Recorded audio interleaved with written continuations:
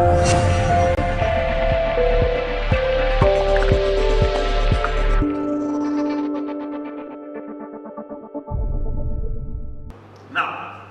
my colleague from Hayata Funke spoke to us yesterday about the growth of African traffic, and I agree with them. There is growth that is taking place, but the challenge is that growth is minimal. We are lagging behind because of a lot of things. And at AFRAA, one of the things that we're going to talk to you about later on is the committees that we've put together. One of them is actually focusing on how we can grow the intra-African traffic. Can you imagine the dismal performance that we have right now? 1/3 of intra-African traffic, 1/3 comes via Middle East. That's dismal. We can't be proud Africans with that kind of record. We need to make sure that we attack that particular issue and start growing. We have Christoph with us here, who's got a fantastic tool that shows us where the growth opportunities are. And then the African airlines especially, we need to start applying our minds to say, are we playing the game where we're supposed to play? But from our experience, it has always been advisable for quite a lot of startups in Africa to consider going for second-hand aircraft so that they can establish their strategy and in terms of the business plan, what do they really want to do, than going from an outset, having quite a huge investment, and then having to change your strategy along the way, and you've already made commitments for the next 10 to 12 years, which is quite costly for you to then come out of. And then also one of the things that we picked up, which is quite a huge payment that needs to be done. If you look at the pre-delivery payments that needs to be done, that's also quite costly, because also quite a lot of the African airlines, if you look at the balance sheet itself, it's quite difficult to go into the market and raise the PDP funding relative to when you look at European or Middle East carriers. It's quite easy for them because they've got good balance sheet to go into the market and raise the PDPs. So quite a lot of time, that's what we have seen, that when they come to us, it's quite difficult for us to give them money without maybe a government guarantee, or maybe having a lessee that will sort of like take over from them.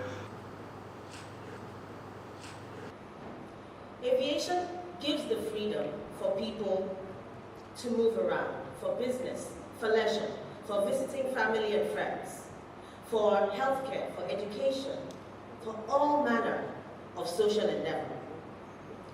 For holidays, we're here in Mauritius, a beautiful place. The place is full of people on holiday. That is what aviation affords us. So our case for SATAM is a case for the freedom of Africa. But there is a general sentiment that as Yamoussoukro decision, the competition that SATAM brings is not very encouraging. It creates some fear. So I would say, in a nutshell, there is some fears to address. Okay, as for me, Yamoussoukro was 20 years ago, right?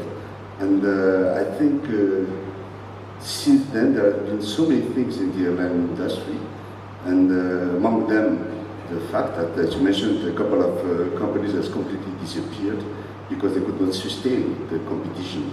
Now, the problem is that the SATAM is a big project, large project involving actually the whole continent. So maybe it's a little bit ambitious to expect that it's going to be work like that, just a snap of a finger. It will take time to develop SATAM. But of course, I'm confident that it will be a success, starting step by step.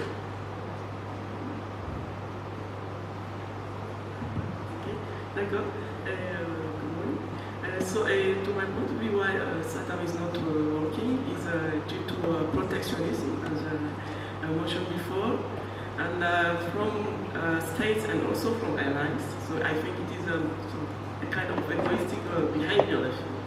And also, I think that the other problem is the lack of awareness of the benefit of it for airlines, users, and the economy in general. So I think this has to be addressed.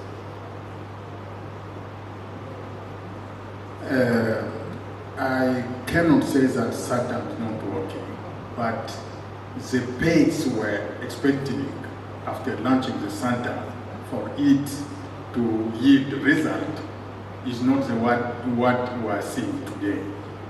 Now, my point of view is that by the way you are going forward in implementing SATAM, we should at the same time assess to see what is wrong and correct it directly.